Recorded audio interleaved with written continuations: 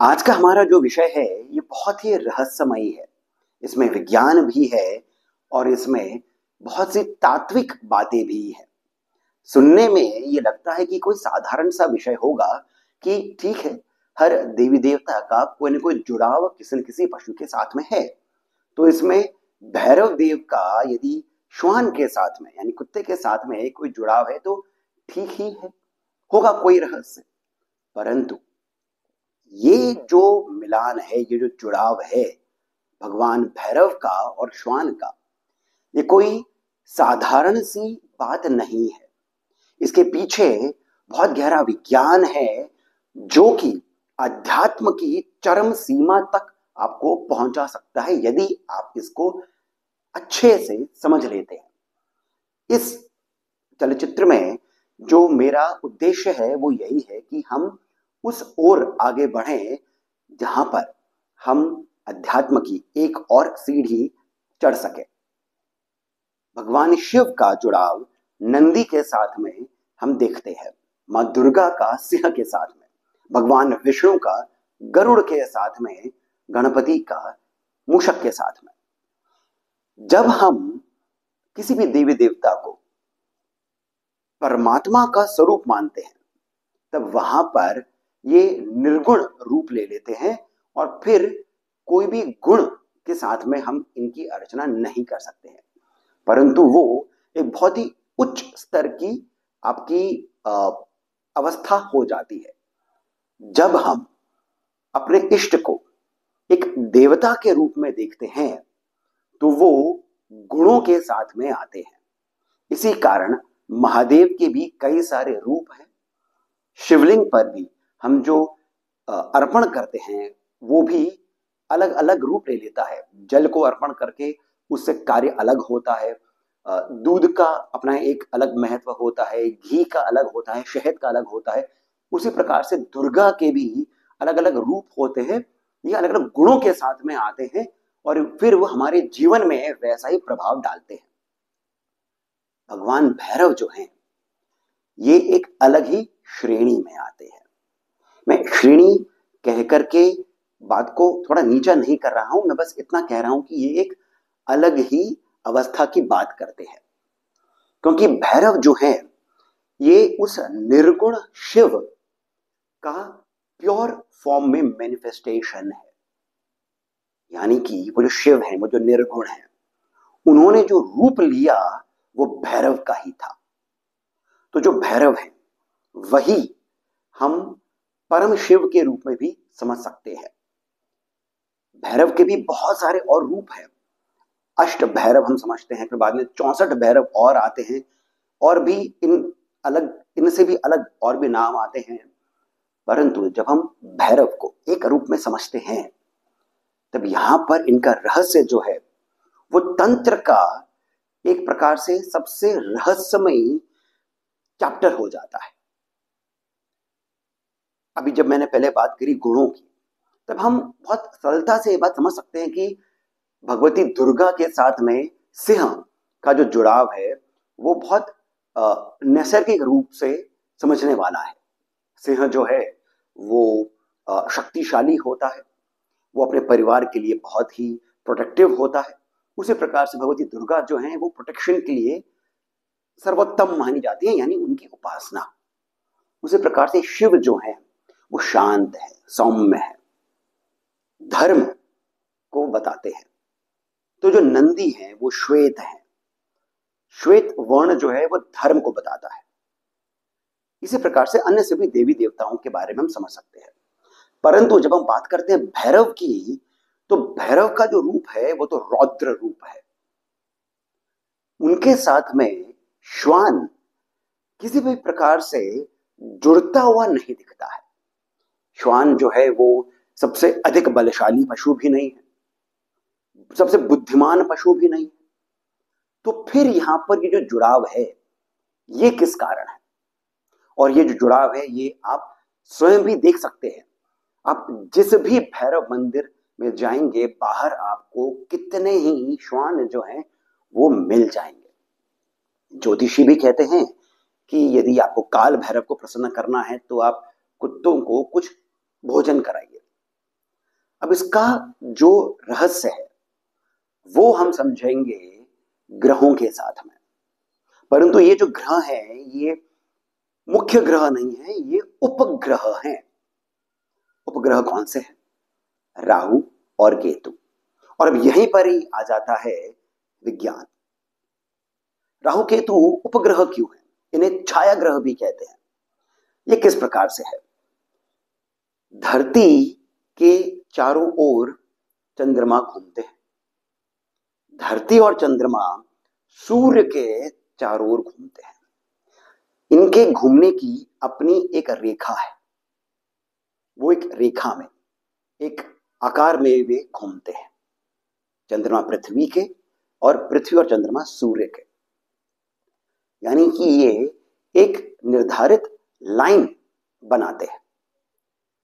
जब भी ये जो लाइन है चंद्रमा, जब ये सूर्य की जो रेखा है, हम सूर्य के भी आसपास घूम रहे हैं, या फिर यदि हम इसे स्वयं को बीच में रख करके देखेंगे कि धरती बीच में, चंद्रमा घूम रहे हैं और सूर्य भी घूम रहे हैं, जब हम इस प्रकार से देखते हैं तो सूर्य और चंद्रमा दो जगहों पर अपने आप को, अपनी उस रेखा को काटते हुए हमें दिखते हैं। ये जो दोनों बिंदु हैं, जब हम ऊपर की ओर देखते हैं, क्योंकि ये इस प्रकार से एक वेव की तरह जाते हैं, जब ये ऊपर की ओर, जब ये दोनों सूर्य की रेखा और चंद्रमा की रेखा काटती है एक दूसरे को, वो जो बिंदु होता है उस बिंदु को राहु कहा जाता है। नीचे की ओर जो बिंदु कटता है, उसे जो बिंदु आता है उस रेखा के कटने पर, उसे केतु कहा जाता है। कथाओं में इस ही को समुद्र मंथन के अंदर पिरोया गया है।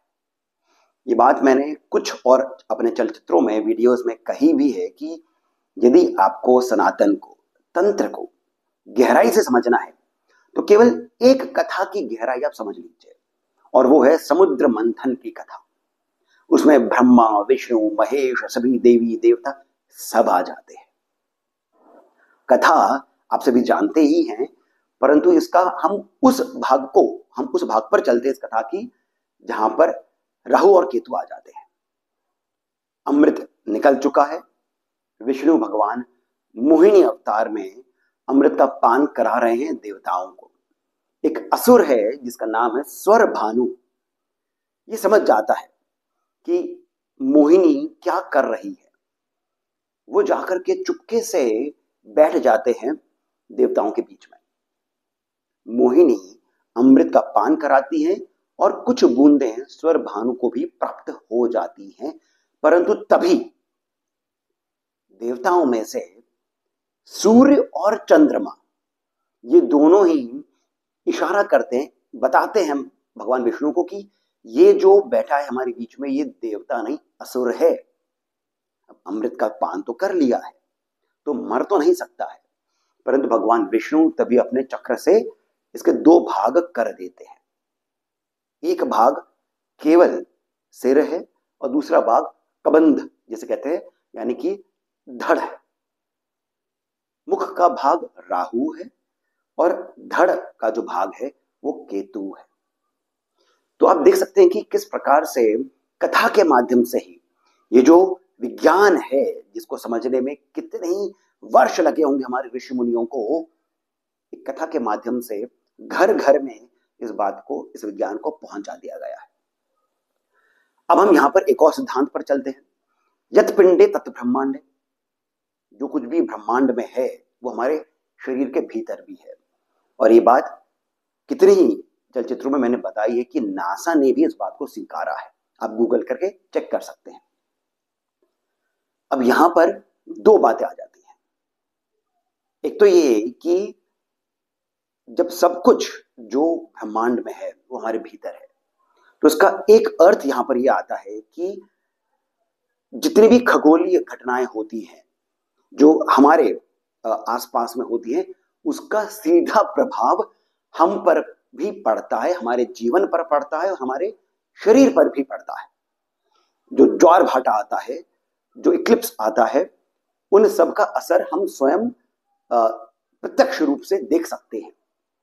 दूसरा इसका जो एक रहस्य आता है वो ये होता है कि ग्रहों के साथ में हमारा सीधा जुड़ाव हो जाता है कि हम जिस ग्रह नक्षत्र इत्यादि में जन्मे होते हैं उस ही के अनुसार उन ग्रहों का प्रभाव जीवन भर हम पर पड़ता है।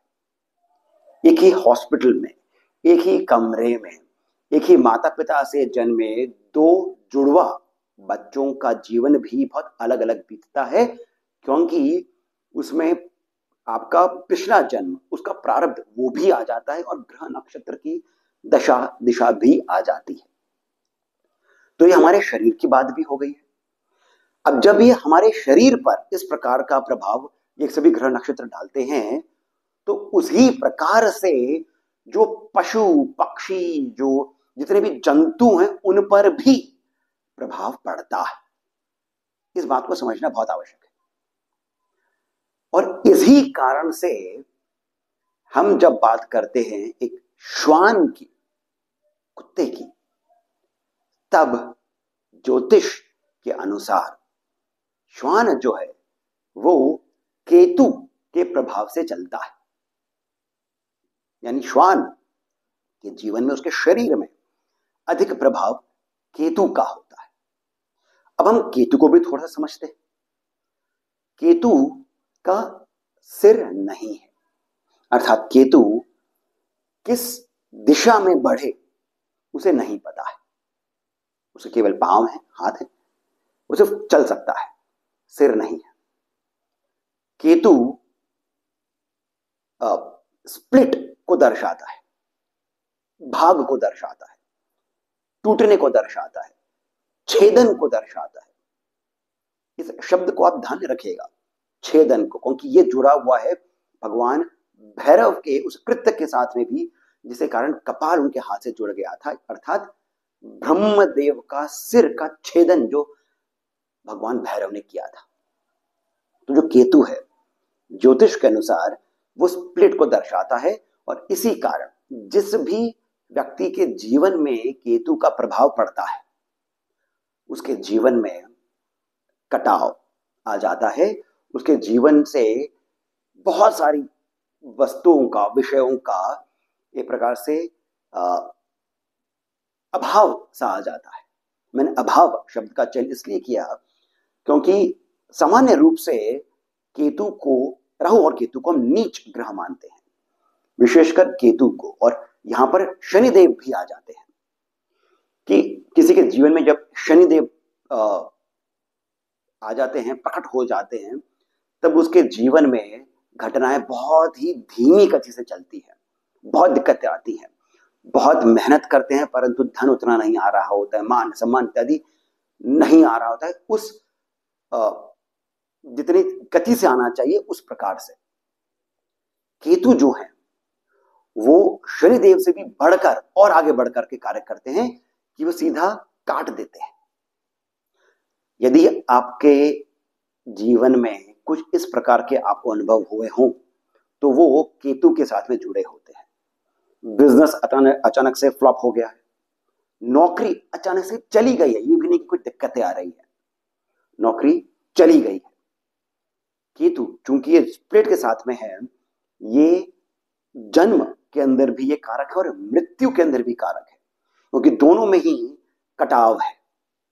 जन्म लेते हुए जो आपके पूर्व आपके जो सब कर्म है, माता का गर्भ है, और मृत्यु तो जीवन के साथ में ही है। केतु स्त्रियों के साथ में भी जोड़ करके देखा जाता है। इसका एक और रहस्य है, परंतु हम इस बात को समझ सकते हैं कि किस प्रकार से है, स्प्लिट आ जाता है यहां पर। जब भी केतु की महादशा किसी के भी जीवन में चल रही होती है, बहुत दिक्कतें आती हैं, सभी से कटाव आ जाता है, घर वालों के साथ भी कटाव आ जाता है, यहां तक कि पति पत्नी के संबंधों में भी एक रस संपूर्ण रूप से चला जाता है, ऐसा हमें प्रतीत होता है। डिवोर्सेस भी जो देखे गए हैं वो भी राहु की उस महादशा के भीतर ही होते हुए अधिकतर देखे जाते हैं, या तो स्त्री के जीवन में या फिर यानी पत्नी के जीवन में या फिर पति के जीवन में। इन सब बातों के बाद भी जब हम इस बात को समझेंगे कि ईश्वर ने ये जो पूरा संसार बनाया है ये अपने क्रीड़ा के लिए बनाया है, भगवती ललिता त्रिपुरा सुंदरी की ये सभी लीला है, यानी इसमें कुछ भी बुरा हो ही नहीं सकता है।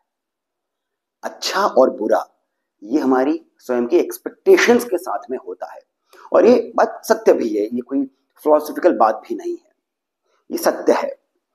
अब यहां पर जब हम हमारी नौकरी अच्छे से चल रही है, सब कुछ बहुत बढ़िया, एक अच्छा सा प्रमोशन आ रहा वाला है, परंतु तभी केतु की दशा हमारे जीवन में आ जाती है, वो अंतरदशा हो महादशा हो, वो जो प्रमोशन है वो ना केवल रुक जाता है, आपका ट्रांसफर ऐसी जगह पर हो जाएगा कि आप स्वयं नौकरी छोड़ देंगे, आपके अपने ऑफिस वालों के साथ में संबंध अचानक से ही बुरे हो जाएंगे, कुछ ना कुछ ऐसी बात हो जाएगी कि आपकी नौकरी पर भी बनाएगी और नौकरी चली भी जाएगी, मृत्यु की ओर आपके स्वास्थ्य वगैरह जो है वो उस ओर बढ़ जाएगा। परंतु ये सभी जो है ये केवल एक ही ओर इंगित करता है, और यहीं पर ही जो ज्योतिष है वो ये बताता है कि केतु जो है वो अध्यात्म की ओर आपको लेकर के जाता है। केतु की दशा आपके जीवन में अध्यात्म का प्रादुर्भाव करती है। अब अध्यात्म जो है वो एक सामान्य व्यक्ति के लिए भक्ति हो सकता है, परंतु अध्यात्म केवल वो नहीं है, यानी भक्ति भी तो एक चरम सीमा पर आती है, चरम एक उच्चतम स्तर आता है, परंतु भगवान की पूजा अर्चना करना, मंदिर इत्यादि जाना, वो अध्यात्म नहीं है, स्वयं का अध्ययन। परंतु यदि आप जुड़े हैं संसार के साथ में कि आपका बिजनेस बहुत अच्छा चल रहा है, आपकी नौकरी बहुत अच्छी चल रही है, तो अध्यात्म का जो समय है, जो चिंतन है, वो जो गहराई है, वो आ ही नहीं सकती है। अब किस प्रकार से आए, तो काट दिया जाए आपको उन सभी सांसारिक विषयों और वस्तुओं के साथ, तब जब आप सब विषय वस्तु से कट जाते हैं तो नेचुरली आपका ध्यान स्वयं की ओर जाता है, अध्यात्म के साथ में जुड़ा हुआ है, कटाव के साथ में जुड़ा हुआ है। एक जगह पर मैंने पढ़ा था, बहुत ही सुंदर रूप से बताया था कि यदि केतु जो है वो मनुष्य का रूप ले तो वो या तो किसी वो जो अघोरी बाबा होते हैं, वो जो अवधूत होते हैं, या फिर जैन दिगंबर मुनि जो होते हैं, नंगधड़ंग जो होते हैं, वैसा रूप केतु लेंगे। तो आप समझ सकते हैं सभी से निवृत्त आप हो चुके हैं, ना केवल शारीरिक और भौतिक रूप से, मानसिक रूप से भी, ताकि अब जो बचा है आपके जीवन में वो केवल और केवल अध्यात्म है। यहां पर एक छोटी सी बात हमें समझनी चाहिए कि केतु किस प्रकार से अध्यात्म की ओर जोड़ता है। यदि आपके जीवन में इतने दुख आ गए हैं, बात एक सरल रूप में यह है कि आप उस नौकरी से पहले भी थे, आप उस व्यक्ति का, वो पति हो पत्नी हो, आपके जीवन में आने से पहले भी आप थे, जो कुछ भी आपको चाहिए था या फिर जो है आपके पास, उस विषय और वस्तु के होने से पहले भी आप थे। और यदि आपके जीवन में मृत्यु समय नहीं है तो आप इस पूरे जो दशा का जो समय है इसमें भी जीवित रहेंगे और आगे बढ़ जाएंगे। अर्थात यह आपको एक सोच देता है कि आप इन सभी विषय वस्तु से और आगे बढ़कर हैं, और यहीं पर ही आ जाते हैं भगवान भैरव। अब ये श्वान के साथ किस प्रकार से जुड़े हैं, कई जगहों पर आपको पढ़ने को मिल जाएगा कि श्वान जो है वो लॉयल होता है, परंतु इसका भैरव देव के साथ में कोई जुड़ाव कहीं से भी नहीं है। परंतु लॉयल होने का अध्यात्म के साथ में बहुत अधिक जुड़ाव है। किस प्रकार से? एक श्वान जो है वो अपने स्वामी के रूप को नहीं देखता है, उसी प्रकार से केतु जो है उसका सिर नहीं है, वो कुछ देख नहीं सकता है। वैसा ही एक स्वामी भक्ति श्वान की होती है। एक छोटा बालक यदि उस श्वान का स्वामी है तो श्वान जो है, वो जो कुत्ता है, वो उसके लिए लॉयल रहेगा बिना किसी जजमेंट के। जो अघोरी होते हैं, जो अवधूत होते हैं, जो जैन दिगंबर मुनि होते हैं, बिना किसी जजमेंट के वो स्वयं भी रहते हैं और दूसरों को भी वे वैसा ही देखते हैं। दूसरी बात यह, क्योंकि केतु का सिर नहीं है, उसे डायरेक्शन चाहिए। हम सभी को यह पता है कि डायरेक्शन की सेंस जो है पशुओं में, वो कुत्ते में, एक श्वान में सबसे अधिक होती है। कई सारे और पशु हैं परंतु श्वान में सबसे अधिक होती है डायरेक्शन की सेंस। इसी कारण कई सारे शिकारी जो हैं वो अपने साथ में श्वान को लेकर के जाया करते थे। अब यहीं पर हम जुड़ते हैं महाभारत की उस कथा के साथ में जो अंतिम अध्याय में आती है, अंतिम जो पर्व उसमें आती है, जब पांडव स्वर्गारोहण कर रहे होते हैं, अर्थात अपने शरीर को वो छोड़ते हुए आगे बढ़ते हैं।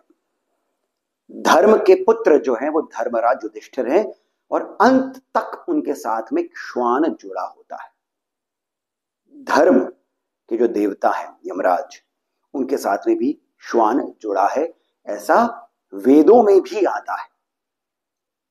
तो केतु का सीधा जुड़ाव, और ये वैज्ञानिक रूप से भी है, ये एक कॉमन सेंस वाली बातें भी आ जाता है, और इसमें तंत्र का भी जो तत्व है वो भी यहां पर आ जाता है। अब यहीं पर हम एक और बात को समझते हैं। केतु के जो अधिदेवता हैं वो हैं गणपति, और प्रत्यधि देवता जो हैं वो ब्रह्मा है। भैरव के बारे में ग्रंथों में नहीं बताया जाता है, परंतु तंत्र जो है वो थोड़ा और अधिक गहरा है। गणपति क्यों जोड़े हैं केतु के साथ में, वो इसका कारण यही है कि केतु का सिर नहीं है, केतु को बुद्धि चाहिए, माइंडलेसनेस नहीं चाहिए, क्योंकि जब केतु माइंडलेस हो जाता है तो वो सभी प्रकार के कुकृत्य करवाता है आपसे। केतु को माइंड चाहिए, और इसी कारण बुद्धि के देवता गणपति हैं। गणपति का स्वयं का भी जो सिर था उसका छेदन हुआ था। इसी कारण ऐसा कहा जाता है कि यदि केतु बिगड़े हों आपके जीवन में तो गणपति की उपासना सर्वोत्तम होती है। अब हम बात करते हैं प्रत्यधि देवता की, जो कि ब्रह्मा है। परंतु अब ब्रह्मा जो है वो तो क्रिएटर है, परंतु उनकी शक्ति जो है वो स्वयं से नहीं आ रही है। उनकी जो शक्ति है वो आ रही है शिव के साथ। शिव जो है वो मूल है, और जो मूल है उनका जो मैनिफेस्टेशन है, शुद्ध रूप जो है उनका रूप, स्वरूप शुद्ध, वो स्वयं भैरव है। ये वही भैरव हैं जिन्होंने इन संसार के जनक का सिर काट दिया था।